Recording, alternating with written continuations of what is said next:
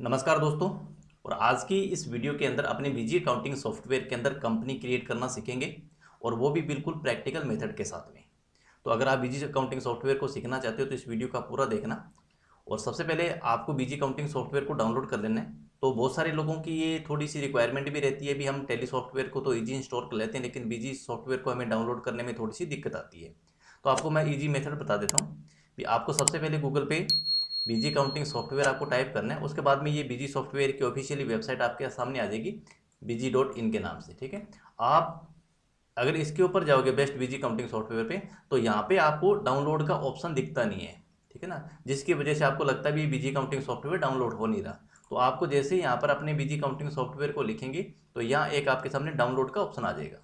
आपको इसके ऊपर क्लिक करना है। तो जैसे आप इसके ऊपर क्लिक करोगे तो आपको बीजी 21 का जो इसका वर्जन है, जो इसकी रिलीज अपडेट होती रहती है, जैसे अभी फिर जो लेटेस्ट है वो 12 चल रही है। ठीक है, उससे पहले ये थी जैसे 11.6 थी, 11.7, फिर 11.8, 11.9, 12 या 12.1, ये आगे से आगे चलती रहेगी। तो यहाँ पर आपको बीजी डाउनलोड पे क्लिक कर देना है और यहाँ पर उसके बाद में कुछ आपकी basic information, mobile number, email और सिटी का नंबर लेके और आप इसको डाउनलोड करोगे तो आपके सामने इसका सेटअप है वो डाउनलोड हो जाएगा और आप इसको ईजी इंस्टॉल कर सकते हो अपने पीसी में। तो बीजी सॉफ्टवेयर को ओपन करने के बाद सबसे पहले कुछ इस तरीके का इंटरफेस हमारे सामने आएगा और कंपनी को क्रिएट करने के लिए हमें क्रिएट कंपनी के इस ऑप्शन पर जाना पड़ेगा। तो जैसे अपने क्रिएट कंपनी पर क्लिक करेंगे तो ये कंपनी क्रिएट की विंडो आ जाएगी। तो यहाँ पर सबसे पहले हमें कंपनी का नाम हमें देना है और कंपनी का नाम हमने, जैसे आपकी कंपनी जो भी है उस कंपनी का नाम जो आपका बिजनेस रजिस्टर्ड है उसी के नाम के अकॉर्डिंग आपको यहाँ पर देना है। ठीक है, तो जैसे मैंने यहाँ पे स्मार्ट एंटरप्राइजेस का नाम लिख दिया। उसके बाद में प्रिंट नेम के अंदर भी आपको चाहते हो भी हमारा जो इनवॉइस बनेगा उसके ऊपर भी स्मार्ट एंटरप्राइजेस आए या इसके अलावा और कोई नाम आए तो आप इसका दूसरा नाम भी यहाँ पर लिख सकते हो। अदरवाइज जो हमारे रजिस्टर्ड नाम होता है वही हमारी इनवॉइस पर आना चाहिए। तो प्रिंट नेम के अंदर भी आप इसको ये रखोगे। अगर आप शॉर्ट नेम भी साथ चाहते हो तो शॉर्ट नेम दे सकते हो, अदरवाइज आप इसको भी ब्लैंक छोड़ सकते हो। उसके बाद कंट्री हमारी इंडिया है और उसके बाद में स्टेट, आप जिस भी स्टेट से बिलोंग करते हो वो आप अपना स्टेट आपको सिलेक्ट करना है। तो ये कुछ छोटी छोटी बेसिक बातें होती है जो हम कंपनी क्रिएट करते वक्त हमें ध्यान रखना होता है। और उसके बाद में आपका जो फाइनेंशियल ईयर है, ये फाइनेंशियल ईयर हमें सिलेक्ट करना है। तो बाई डिफॉल्ट सॉफ्टवेयर जैसे आप 2025 में इसको इंस्टॉल करोगे डाउनलोड करके तो 1/4/2025 शो करेगा, लेकिन अभी हमारा फाइनेंशियल ईयर 1 अप्रैल 2024 से स्टार्ट चल रहा है। ठीक है, और ये बुक्स जो हमारी सेम वही प्रोसेस टेली वाला सिस्टम होता है, इसके अंदर भी हमें 1 अप्रैल 2024 ही रखना है। तो अगर आप अप्रैल 2025 के बाद अगर आप इस वीडियो को देख रहे हो तो आपको 1 अप्रैल 2025 ही करना है, क्योंकि उस वक्त हमारा फाइनेंशियल ईयर चेंज हो चुका होता है, क्योंकि अब हम बात कर रहे हैं फरवरी 2025 की। और उसके बाद में आपकी कंपनी का जो रजिस्टर्ड एड्रेस है उसको हमें लिखना है। जैसे हमारा शॉप नंबर वगैरह आ गया, हम इसको यहाँ पर डालेंगे। उसके बाद में हमारी सेकंड लाइन आ जाएगी, क्योंकि ये इन्फॉर्मेशन हमें इसलिए हम दे रहे हैं ताकि हमारे इनवॉइस के ऊपर हमारा प्रॉपर कंपनी का जो रिकॉर्ड है वो प्रिंट होके आए। अब जैसे जैसे इंटर प्रेस करते रहोगे ये आगे से आगे आपके सामने ये इन्फॉर्मेशन टाइप करने के लिए खुलती रहेगी। ठीक है, उसके बाद में पिन कोड आपके एरिया का वो हमें लिखना है। उसके बाद में कंपनी इन्फॉर्मेशन चाहिए, अगर आपके पास रजिस्टर्ड कंपनी है तो कंपनी में नंबर देना है, अदरवाइज इसको ब्लैंक छोड़ सकते हो। आईटी पैन नंबर, जो आपका पैन नंबर है वो हमें पैन नंबर लिखना होता है। तो अगर आपके पास पैन नंबर अवेलेबल नहीं है, जीएसटी नंबर है, तो जीएसटी के जो शुरुआत के 2 डिजिट होते हैं वो हमारे स्टेट के कोड है, उनको आपको छोड़ देना है। और उसके बाद के आगे के 2 10 डिजिट है उसको आपको कॉपी करके आपको वही आपका पैन नंबर होता है। ठीक है, उसके बाद में इनकम टैक्स का वर्ड वगैरह आपको पता है तो लग सकते हो, अदरवाइज खाली छोड़ सकते हो। और आपके बाद उसके मतलब आपकी कंपनी का जो ईमेल एड्रेस है वो आपको यहाँ पर लिखना है। जैसे ईमेल एड्रेस भी हमने यहाँ से कॉपी कर लिया, आपको यहाँ पर टाइप करना होता है। ठीक है, और उसके बाद में यहाँ डिटेल आ जाएगी अकाउंटेंट डिटेल की। ठीक है ना, यहाँ पर इस बीजी सॉफ्टवेयर के अंदर ये फीचर दिया हुआ है भी जो इस कंपनी के अंदर जो अकाउंटेंट होगा उसका डिटेल्स, क्योंकि वो इन्फॉर्मेशन हमें कब जरूरत पड़ेगी, ये कंपनी क्यों मांग रही है, क्योंकि जब हम टीडीएस या टीसीएस की रिटर्न वगैरह अगर हम जब बीजी सॉफ्टवेयर से तैयार करते हैं तो वहाँ पर ये इन्फॉर्मेशन भी हमें देनी होती है। तो इसीलिए हमने यहाँ पर नाम दे दिया। ठीक है, ईमेल एड्रेस वगैरह है तो दे दो, अदरवाइज आप खाली छोड़ भी सकते हो इसके अंदर। ठीक है, बाद में भी एडिट करके डाल सकते हैं। उसके बाद जो आपकी कंपनी का सीए है उसकी इन्फॉर्मेशन आप डाल सकते हो। फिलहाल आपके पास अवेलेबल नहीं है तो आप इसको खाली भी छोड़ सकते हो। ठीक है, और उसके बाद में कुछ एडिशनल इन्फॉर्मेशन यहाँ पर आ जाती है, जैसे करेंसी सिंबल आपको आरएस रखना है, करेंसी रुपीज़ रखना है, पैसा रखना है, या जो हमारा करेंसी का जो करेक्टर है वो कुछ इस तरीके का जो लोगो है वो हमें लिखना है। तो ये एडिशनल इन्फॉर्मेशन हमें कुछ चेंज करने की जरूरत होती नहीं है। उसके बाद इनेबल जीएसटी या वेट, तो हमारा ये अभी फिलहाल तो जीएसटी है तो इसको यस करेंगे और यहाँ से वेट की और जीएसटी में से जीएसटी को सिलेक्ट करना है आपको। उसके बाद में इनेबल सेस भी, अगर आपकी कंपनी कुछ ऐसे प्रोडक्ट बेचती है जिसके ऊपर जीएसटी के अलावा सेस भी लगता हो तो आपको इस ऑप्शन को यस करना है, अदरवाइज आपको नो रखना है। ठीक है, और उसके बाद में आपकी कंपनी का जो जीएसटी नंबर है वो जीएसटी नंबर हमें यहाँ लिखना है। हमने इसको एक बार कॉपी कर लिया और यहाँ पेस्ट कर दिया। और उसके बाद में जो टाइप ऑफ डीलर है, ठीक है ना, अब टाइप ऑफ डीलर अभी कुछ सर्च भी करेगा इसके अंदर, हो सकता है आपका जीएसटी नंबर गलत हो तो ये थोड़ा सा एक बार टाइम लगाएगा, सर्चिंग भी करेगा इसको भी, अगर कुछ एरर आएगी तो ये गलत भी बता देगा। और उसके बाद में टाइप ऑफ डीलर, यानी कि आपकी ये जो कंपनी है ये कौन से स्कीम के अंदर रजिस्टर्ड है, रेगुलर में है या फिर कंपोजिशन में है। तो रेगुलर आपका मतलब हो गया भी अगर आपकी कंपनी टैक्स इनवॉइस बनाती है और उसके ऊपर जीएसटी चार्ज करती है तो इसका मतलब कंपनी रेगुलर स्कीम में रजिस्टर्ड है। अगर आपकी कंपनी के पास जीएसटी नंबर तो है लेकिन सेल इनवॉइस के ऊपर हम कस्टमर से टैक्स चार्ज नहीं करते उस इनवॉइस पे जीएसटी के रूप में, तो वो कंपोजिशन होती है। तो आपको इनवॉइस देख लेना है, तो इनवॉइस से आपको आइडिया हो जाएगा। तो आप हम रेगुलर स्कीम कर रहे हैं। और उसके बाद में यहाँ पे डिफ़ॉल्ट टैक्स रेट, ये दो ऑप्शन आ रहे हैं हमारे पास में, डिफ़ॉल्ट रेट फर्स्ट और यहाँ पे डिफ़ॉल्ट टैक्स रेट सेकंड। तो अब इसका मतलब क्या होता है, बीजी सॉफ्टवेयर ये कह रहा है भी अगर आपकी कंपनी भी पर्टिकुलर किसी एक टैक्स रेट के साथ काम करती है, जैसे मान लीजिए आपकी कंपनी के अंदर टोटल प्रोडक्ट जो भी हैं वो सारे के सारे 5% के ही हैं, तो यहाँ आप डिफ़ॉल्ट टैक्स रेट सेट कर सकते हो। ठीक है, या एक के अलावा दो है, यानी कि एक तो 5% में डील करता है और एक 12% के प्रोडक्ट है। इसके अलावा न तो कोई टैक्स फ्री के प्रोडक्ट है, नहीं 18 के और नहीं 28 के, यानी कि पर्टिकुलर कोई भी दो हो सकते हैं, 18-28 हो सकते हैं, टैक्स फ्री या 5 हो सकते हैं, कोई भी दो तो आप यहाँ पे सेट कर सकते हो। अदरवाइज आपको मान लीजिए मल्टी आपके पास ब्रांड है, टैक्स फ्री के भी प्रोडक्ट आपके पास है, 5% के भी है, 12 के भी है, 18 के भी हैं, 28 के भी हैं, तो आपको यहाँ पर कुछ डिफ़ॉल्ट सेट करने की जरूरत नहीं है, आप इनको 0-0 रहने दीजिएगा। उसके बाद में कुछ यहाँ पर इन्फॉर्मेशन भी, कॉपी मास्टर कॉन्फ़िगरेशन से यूज़र फ्रॉम एग्जिस्ट कंपनी, यानी कि इसका मतलब हो गया भी अगर आप मान लीजिए आपकी कंपनी मिलती जुलती के नाम से और है, यानी कि आपकी कोई सेम मतलब आपने कह सकते हैं असिस्टेंट कंसर्न फर्म आपकी है और आपने उसी का डाटा कॉपी करना चाहते हो, आप भी उन्हीं के लेज़र हमारे पास में आ जाए, उन्हीं के स्टॉक आइटम जो बनी है वो हमारे पास में आ जाए, तो ये उसके लिए सेटिंग है। तो ये बाय डिफ़ॉल्ट ये नॉट रिक्वायर्ड है, अभी हमें किसी की कॉपी नहीं करनी, हमें इस कंपनी के अंदर जो भी हमारे प्रोडक्ट रहेंगे वो हमें नए क्रिएट करने हैं, जो भी लेजर रहेंगे वो हमें नए क्रिएट करने हैं।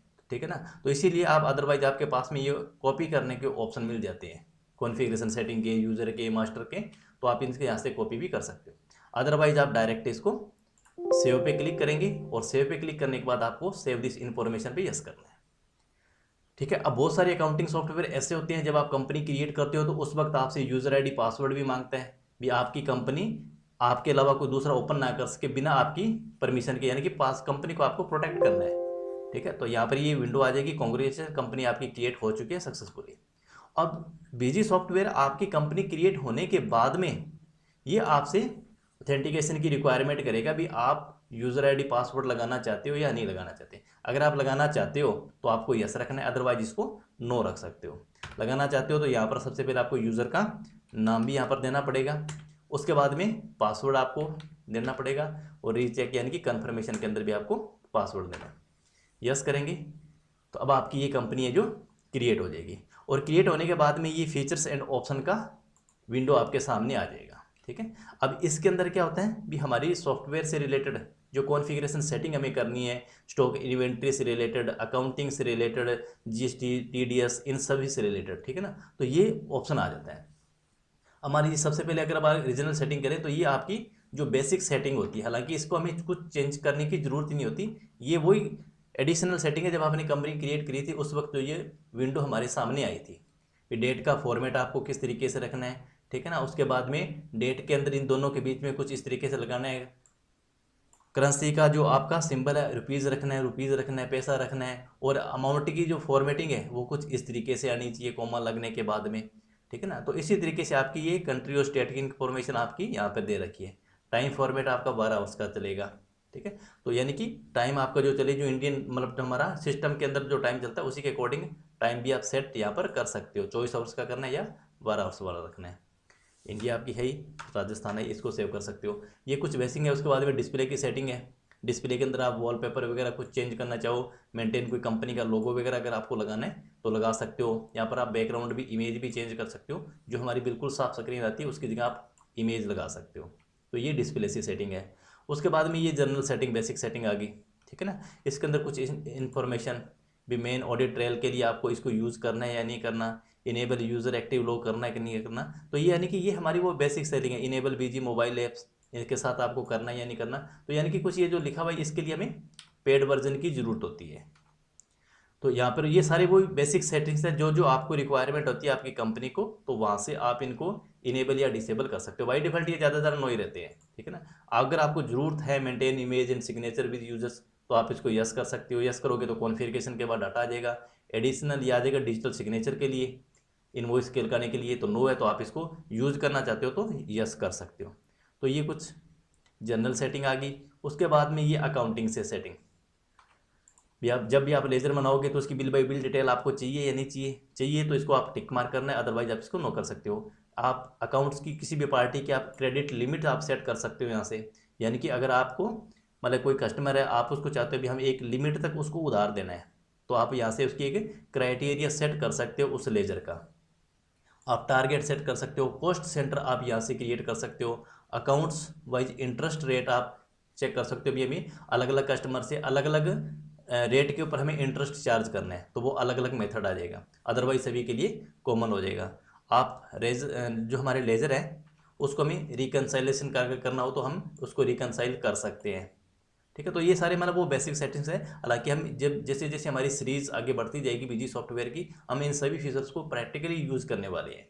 तो हम एक बार इनको इग्नोर करते हैं। और इन्वेंट्री से संबंधित भी वो कुछ बेसिक सेटिंग, जैसे कोई एक्सपायरी डेट देखना है या नहीं देखना, कुछ चीज़ का एडिशनल डिटेल देनी है देनी, गोडाउन वाइज आपको चेक करना है या नहीं करना, तो ये सारे ऑप्शन हमारे पास होते हैं। जो हमें चाहिए हमें चेक मार्क करना पड़ेगा, अदरवाइज इसको हटाना पड़ेगा। बस दो ही ऑप्शन होते हैं। इसी तरीके से अगर आपकी जीएसटी से रिलेटेड जो हमारी इन्फॉर्मेशन है, जैसे यहाँ पे जीएसटी, ये तो सब कुछ हमने जब कंपनी क्रिएट करी थी तभी हमने चेंज कर लिया था। उसके बाद में हमें कुछ बेसिक इन्फॉर्मेशन बाद में भी देनी होती है। मान ली हमारी कंपनी को ई वे बिल बनाने की रिक्वायरमेंट होती है, तो हमें उसका यूज़र आईडी पासवर्ड बताना पड़ेगा। ई इनवॉइस भी हमें रिक्वायर्ड होता है, तो उसको भी हमें यस करना पड़ेगा।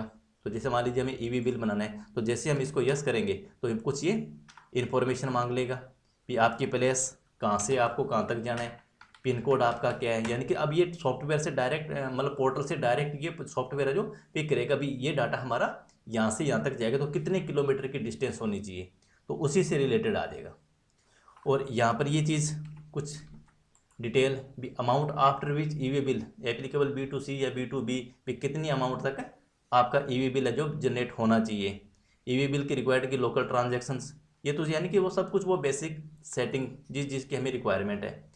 और ये जो हमारी जीएसपी की जो कॉन्फ़िगरेशन सेटिंग वो हमें करनी पड़ेगी पोर्टल पर जाके। उसके बाद में ई इनवॉइस, इसको यस करेंगे तो आपकी सेम वही इन्फॉर्मेशन यहाँ पर भी डिटेल पूछेगा भी आप ई इनवॉइस जो बना रहे हो कहाँ से कहाँ तक बना रहे हो, कितनी किलोमीटर की दूरी आएगी। वो पोर्टल से ये ऑटोमेटिक सॉफ्टवेयर है जो डाटा को फेच कर लेगा।